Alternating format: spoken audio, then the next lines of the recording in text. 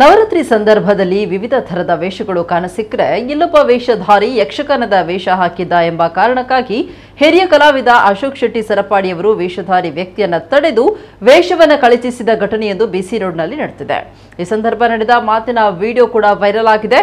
ದಾವಣಗೆರೆ ಮೂಲದ ವ್ಯಕ್ತಿ ಅಂತ ಹೇಳಲಾಗಿರುವ ಈತ ಶನಿವಾರ ಬಿಸಿ ರೋಡಿನ ಬ್ರಹ್ಮಶ್ರೀ ನಾರಾಯಣ ಮಂದಿರದ ಬಳಿ ಯಕ್ಷಗಾನದ ವೇಷ ಹಾಕಿ ಹೋಗ್ತಾ ಇದ್ದ. ಈ ವೇಳೆ ಆಗಮಿಸಿದ ಕಲಾವಿದ ಅಶೋಕ್ ಶೆಟ್ಟಿ ಸರಪಾಡಿ ಯಕ್ಷಗಾನದ ವೇಷ ಹಾಕುವಂತಿಲ್ಲ, ಅದನ್ನು ತೆಗೆಯುವಂತೆ ಒತ್ತಾಯ ಮಾಡುವ ಬಗ್ಗೆ ವಿಡಿಯೋದಲ್ಲಿ ಕಂಡು ಬಂದಿದೆ. ಯಕ್ಷಗಾನವನ್ನ ನಾವು ಇಲ್ಲಿ ಪೂಜೆ ಮಾಡ್ತೇವೆ, ನಿನ್ಗೆ ಗೊತ್ತುಂಟಾ? ನೀನು ವೇಷ ಹಾಕಿ ಭಿಕ್ಷೆ ಬೇಡ್ತೀಯಾ ಅಂತ ಪ್ರಶ್ನಿಸಿದ್ದಾರೆ. ನನ್ನ ತಪ್ಪು ಮಾಡಿದ್ರೆ ನನಗೆ ಹೊಡೀರಿ ಅಂತ ವೇಷಧಾರಿ ಹೇಳಿದಾಗ ಹೊಡೆಯೋದು ಅಲ್ಲ, ವೇಷ ತೆಗೆಯದಿದ್ದಲ್ಲಿ ಕೈಕಾಲು ಮುರಿದು ಹಾಕುವಂತೆ ಬೆದರಿಸಿ ಬೈದಿರುವ ವಿಡಿಯೋ ಒಂದು ಇದೀಗ ವೈರಲ್ ಆಗಿದೆ. ವೇಷಧಾರಿಯ ವೇಷವನ್ನ ಕಳಿಸಿದ ಘಟನೆಯ ಬಗ್ಗೆ ವಿಡಿಯೋ ವೈರಲ್ ಆದ ಕೂಡಲೇ ಸಾರ್ವಜನಿಕ ವಲಯದಲ್ಲಿ ಪರ ವಿರೋಧದ ಚರ್ಚೆಗಳು ಆರಂಭವಾಗಿದೆ.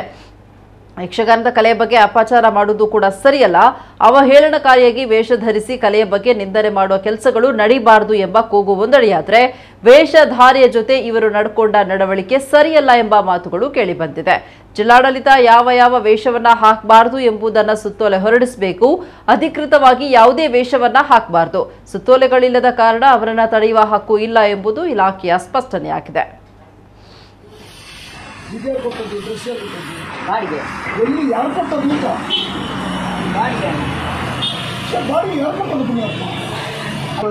ನಾ ತಪ್ಪು ಮಾತಾಡಿದ್ರೆ ಹೊಡೀರಿ, ಅಷ್ಟೇ, ಅದಕ್ಕೇನಿಲ್ಲ. ನಿಮ್ಮ ಕಾಲು ಬೇಡ ಅಂತ ಹೇಳ್ತೇನೆ ಅಷ್ಟೇ.